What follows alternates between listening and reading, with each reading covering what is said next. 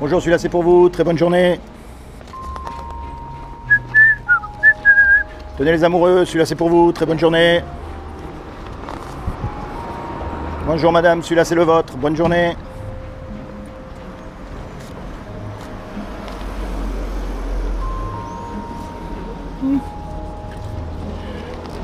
Tenez bonjour, celui-là c'est pour vous.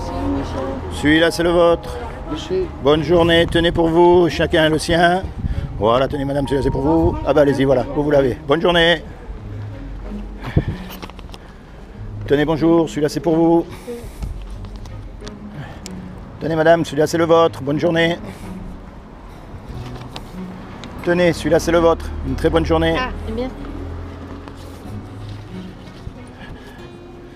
Bonjour, celui-là c'est pour vous, bonne journée. Bonjour madame, celui-là c'est pour vous, bonne journée. Tenez, celui-là il est à vous, très bonne journée, celui-là c'est le vôtre.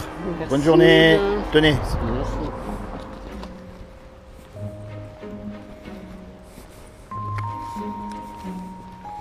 Bonjour mademoiselle, je fais un petit reportage, un petit peu, pour savoir un peu ce que la jeunesse pense de la mort. Est-ce que vous y avez déjà pensé à la mort? Parce que même si je vous souhaite de vivre jusqu'à 120 ans en très bonne santé, je ne peux pas vous garantir 5 minutes. Oui, Alors, à votre avis, qu'est-ce qui va se passer après la mort? Vous n'avez pas de croyance, pas de... Si, je suis musulmane. Alors, qu'est-ce qu'ils croient les musulmans? Bah après, on a une autre vie, quoi, avec Allah, quoi, avec Dieu, on a une autre vie. D'accord, et qu'est-ce qui va déterminer? Je veux dire, si vous avez une bonne vie, une mauvaise vie, Après, c'est bah, pas tout le monde.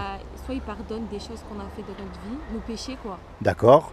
Et après, bah, soit il nous met au paradis, soit il nous met en enfer. Donc en fait, vous allez être jugé par rapport au bien ou au mal que vous avez fait. C'est ça, oui. Donc la question à se poser, c'est à savoir comment est-ce qu'on sait si on fait du bien ou du mal. Ah, et comment on le sait ça? C'est difficile, hein. Ben, et pourtant, il nous a donné une loi, Oui. les 10 commandements, la loi de Moussa, de Moïse. Et la loi, elle dit, tu ne mentiras pas. Voilà. Est-ce que vous avez déjà menti? Et attention, je ne vous juge pas parce que moi j'ai menti. Oui, hein. on a tous déjà menti. Comment on appelle quelqu'un qui a menti? Un menteur. Est-ce que vous avez déjà pris quelque chose qui n'est pas à vous? Peu importe la quantité. Hein. Oui, oui. Comment on appelle quelqu'un qui prend quelque chose qui n'est pas à lui? Un voleur. Un voleur. Est-ce que vous avez toujours obéi à vos parents? Non. Voyez, c'est pour ça qu'elle est merveilleuse cette loi. C'est parce qu'elle ferme la bouche à tout le monde, même aux religieux. Il n'y en a pas un qui pourra dire « moi je mérite d'aller au paradis ». Ouais, c'est vrai. Parce qu'on a tous menti, on a tous volé. Un petit garçon, vous avez remarqué les enfants, on n'est pas obligé à leur apprendre à mentir, à voler, à désobéir. C'est en nous le péché. Maintenant je vais vous dire, si on est jugé par rapport à cette loi, on va être condamné. Oui. Et si on est condamné, c'est l'enfer pour l'éternité. Et ça, on ne veut pas y aller. Il y en a, ils préfèrent ne pas y croire, parce que ça les arrange, et comme ça leur permet de faire ce qu'ils veulent, mais c'est la vérité. Maintenant, je vais vous dire une chose, puisque c'est Dieu qui nous a fait, il nous aime, parce qu'un créateur, il aime sa création. Donc Dieu, il ne veut pas qu'on aille en enfer. Et donc, il a fait quelque chose pour que vous et moi, malgré qu'on soit coupable, on puisse éviter d'aller en enfer. Est-ce que vous savez ce qu'il a fait? Je vais vous dire. Il y a 2000 ans, Dieu lui-même est descendu sur terre et il a pris une forme humaine. Il s'est revêtu d'un corps qui est Jésus. C'est pour ça qu'on appelle Jésus le Fils de Dieu. C'est pas parce que Dieu a eu des relations avec une femme, il ne peut pas avoir de relations, c'est un esprit. C'est un peu comme les musulmans, on les appelle les fils du désert, Oui. mais le désert il ne peut pas avoir d'enfants. Vous voyez, c'est pareil. Donc Jésus, c'est Dieu sur terre et Dieu, il est venu se sacrifier pour nous parce que c'est le seul qui est parfait. C'est le seul qui a un sang pur. Nous, on est tous contaminés. Donc il est mort pour nous sur la croix pour que nos péchés puissent être effacés. Donc celui qui accepte Jésus comme son sauveur et son Seigneur, le jour où il meurt, il sera sauvé. Vous comprenez ce que je veux dire? Dieu ne regarde pas si vous êtes musulman, si vous êtes catholique, si vous êtes toutes ces choses. Il regarde à votre cœur. Et à un moment donné, vous devez prendre une décision.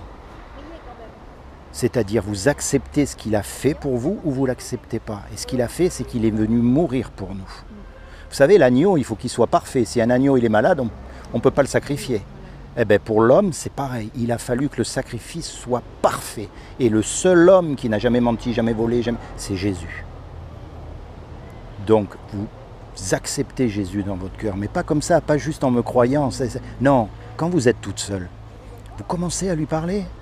Commencez à lui dire, attendez, moi je suis musulman, je rencontre un monsieur dans le parc qui me parle de Jésus.